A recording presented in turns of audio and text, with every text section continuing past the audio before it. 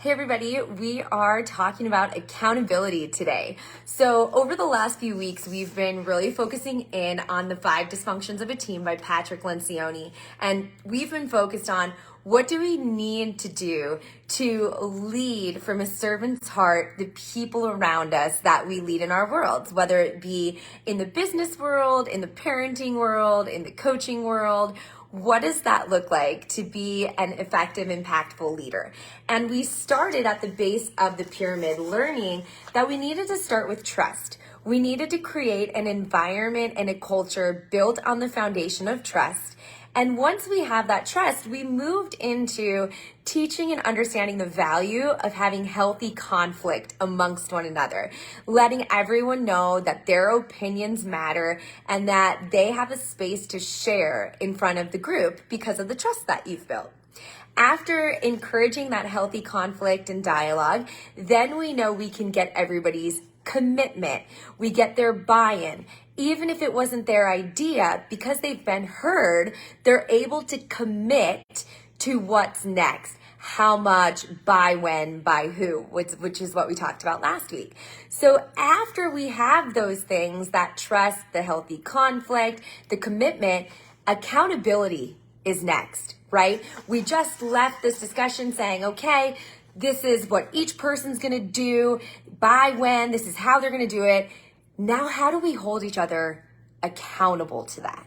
And what I want to share with you today are a couple of exercises that are so important in helping create that accountability. And first and foremost, we've got to understand what accountability means. And you know this, accountability is going to mean something different to everybody. You're not going to sit in a room full of people and say, hey, what does accountability mean? And all 100 people are going to give you the same answer. That's not reality. So what we need to do as leaders is we need to first understand what accountability means to us. What's our definition of accountability? And then we need to ask everybody that we lead, what does accountability mean to you? We've got to get that clarity and understanding, and then we've got to come together as a team, as a unit, and decide, okay, we've heard what accountability means to all of us. How can we bring that together to come up with a group definition of what accountability needs so that we're all on the same page? Then the next step, maybe the most critical step of this, is this question. How do you like to be held accountable? How do you like to be held accountable?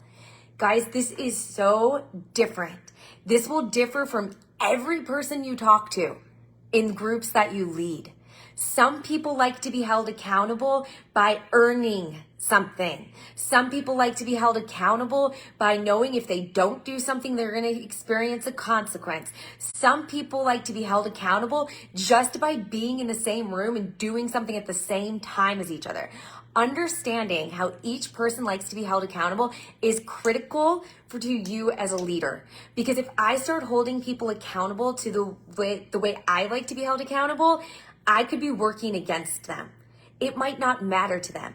For instance, there was a time in my career when I was asked to do something.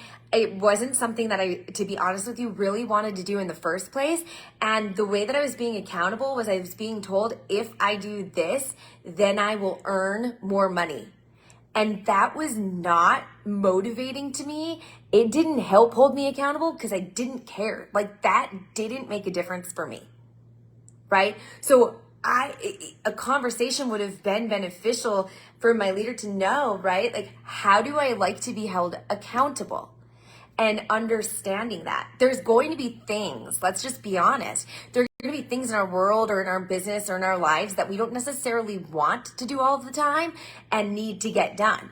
Let's take this to a family setting, right? We talk about this all the time. The principles in this book go beyond the business table. So let's go to the family for a minute. Even if you don't have kids, like spouses, gosh, we could even talk about this, right? Like chores. Let's be honest. We all have to do chores to maintain our house. And do we like chores? I mean, I don't know. Some people might, but I'm being real honest with you. I don't like doing chores, right? And most kids, I would assume, I'm going to go ahead and make an assumption. Most kids don't want to do their chores either, okay? They don't want to clean their room. They don't want to take out the garbage. And the reality is, They've got to, right? You need the help of the family unit. So here's how this looks, right? Saying to your family members, okay, we have the commitment. I know you don't like taking out the garbage, but you committed that's going to be your job. And you've committed that washing the dishes is going to be your job, or loading the dishwasher is going to be your job. You committed that folding the laundry is going to be your job. Now, how do we help hold each other accountable? For someone in the family, it might be when I do my job, I get to put a sticker on the chart. And when I get so many stickers on the chart, we go out for ice cream. For somebody else, it might be, well, if I don't do my chore, my job, then I get my phone taken away, or I get my game taken away, or I don't get to have a play date with my friend. Right? So now we're thinking some will work towards punishment, some might work towards reward. Some might just want somebody else to do it with. Think about how powerful this would be. Okay, everybody, every Saturday at 10 a.m., turning up the music really loud, and we're all going to do our chores together at the same time, right? Here comes that idea of accountability partner. Who's your accountability partner? And being able to say, hey, you said on Saturday at 10, you're putting on the music, Mom, and it's time to do our chores. Right? Some people are going to be held accountable. Hey, all I need is a person to remind me. All I need is a person to show up with me. That might be their way of being held accountable. And this is so important. You need to understand how each person on your team likes to be held accountable, and you need to share with them how you like to be held accountable. And then you all need to work together to decide who's going to help whom be accountable and how. Right? What does that look like? Find your accountability partner and really put this into action. So, walking away from today, ask yourself, do I know how each person that I lead likes to be held accountable, and am I supporting them in it? And go back, have these conversations with the people that you lead in your business, in your family, in your sport world, wherever that is. Accountability is key. It's that next level. And then we've got one more to stick around for next week. So we've gone trust, building trust, encouraging healthy conflict, getting commitment. Now we're holding everyone accountable because we have a new understanding of what that means and what it looks like. And once we can hold everybody accountable, then we've got the last piece of the pyramid. So stay tuned next week, and we'll see you soon.